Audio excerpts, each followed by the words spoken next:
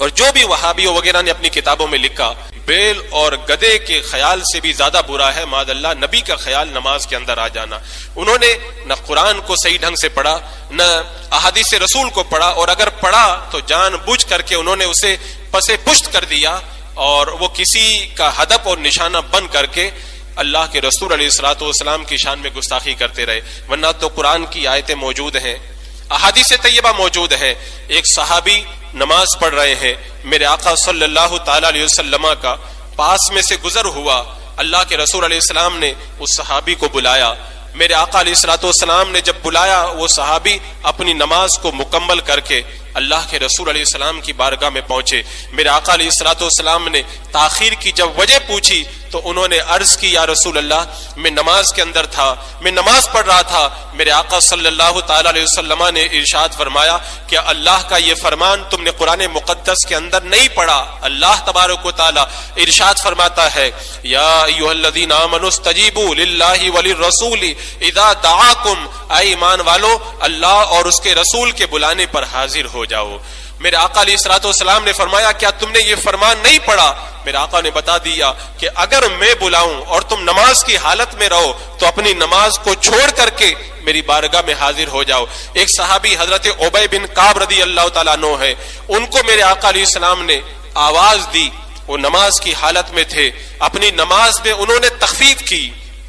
تخفیف کا یہی تو مطلب ہے، انہوں نے تسبیح تھوڑی کم پڑھی اور تلاوت کو انہوں نے تھوڑا شارٹ کر دیا، اور جلدی سے اپنی نماز مکمل کر کے اللہ کے رسول علیہ الصلوۃ والسلام کی بارگاہ کے اندر وہ حاضر ہوئے۔ میرے آقا علیہ السلام نے ابی بن کعب سے جب پوچھا تو انہوں نے کہا، یا رسول اللہ میرے تاخیر کی وجہ یہ ہے کہ میں نماز میں تھا۔ اللہ کے رسول علیہ السلام نے ارشاد فرمایا کہ اللہ کا یہ فرمان قرآن مقدس کے اندر تم نے نہیں پڑھا ہے کہ یا ایھا الذین آمنوا استجیبوا للہ وللرسول اذا دعاکم، جب اللہ اور اس کے رسول بلائیں تو بلانے پر حاضر ہو جاؤ۔ یہاں پہ ایک نقطہ بھی آپ کے سامنے رکھوں گا، یہاں پہ فرمایا گیا اذا دعاکم، یہ اذا دعاکم جب تم کو بلائیں اللہ اس کے رسول، تو اللہ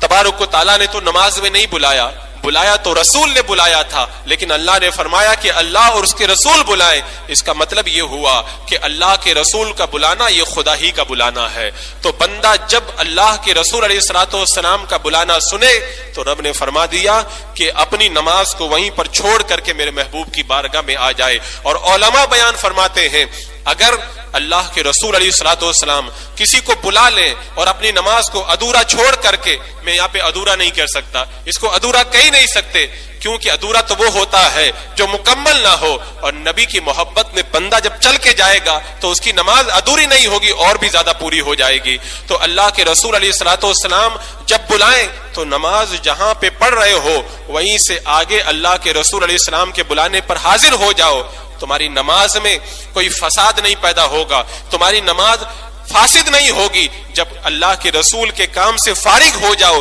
تو جہاں پہ تم نماز چھوڑ کے گئے تھے وہیں پہ آگے سے نماز ادا کر لو، تمہاری نماز مکمل ہو جائے گی۔ اب جو وہابیہ وغیرہ نے جو یہ لکھا کہ نبی کا خیال معاذ اللہ اگر نماز میں آ جائے،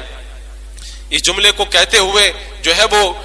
دل لرزتا ہے، زبان کانپتی ہے، لیکن چونکہ علماء اہل سنت نے جو ہمیں درس دیا کہ جہاں محبت رسول لوگوں کے دلوں کے اندر اتارنا ہو تو ایسی بات بیان کرنے کی اجازت ہے، اس لیے میں نے اس بات کو آپ کے سامنے رکھا، ورنہ ایک مومن کا عشق اس بات کی اجازت نہیں دیتا کہ اس کو بیان کیا جائے۔ تو وہاں پہ تو انہوں نے اس بات کو لکھا، صحابی کو جب اللہ کے رسول علیہ السلام نے بلایا، وہ بلانے پہ حاضر ہوئے، تو کیا نماز میں اللہ کے رسول علیہ السلام کا خیال نہیں آیا ہوگا؟ خیال آیا ہوگا، تبھی تو وہ نبی کے بلانے پہ حاضر ہوئے۔ میرے آقا علیہ الصلوۃ والسلام نے اس پر کوئی حکم نہیں لگایا، اور وہ بدبخت یہ بات لکھنے کے بعد میں وہابیوں کا امام اپنی کتاب میں لکھتا ہے کہ نبی کا خیال نماز میں آ جانا یہ شرک کی طرف لے کر کے جاتا ہے، معاذ اللہ رب العالمین۔ اللہ فرماتا ہے نبی کے بلانے پہ حاضر ہو جاؤ، تو کیا اللہ تبارک و تعالیٰ نے